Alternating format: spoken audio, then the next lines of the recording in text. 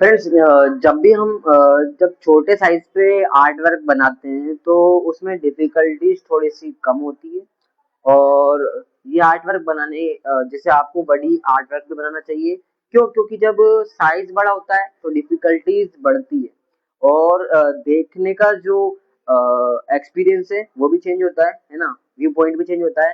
जैसे हम छोटे आर्ट वर्क को काफी आसानी से जज कर पाते हैं क्योंकि हमें छोटी जगह पे दिख जाता है।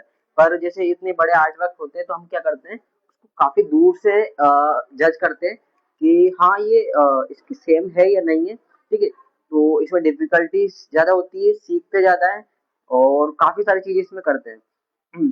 जैसे आपको अगर देखो तो अगर इसको मैं देखूँ अर्ली स्पेस को, तो छोटी जगह बनाना होता इतना बनता, उसको जज करना आसान हो जाता।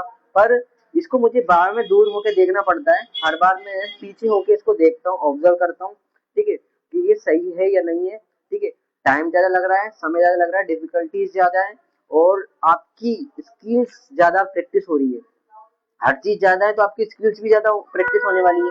ठीक है, तो इसका ये ध्यान रखना आपको।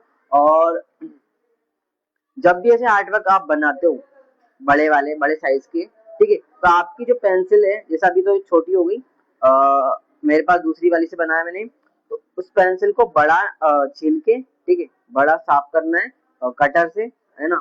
कटर से किया और उससे यूज करके बनाना है, क्योंकि उससे हम जब पेंसिल से यूज करते हैं छोटे लेवल पे तो ऐसे बना लेते हैं, पर बड़े लेवल पे क्या करते हैं, इसको इस तरह से यूज करते हैं। ठीक है, ऐसे पेंसिल को दूर पकड़ते हैं और उसका यूज करते हैं यहाँ पर बनाने के लिए, है ना।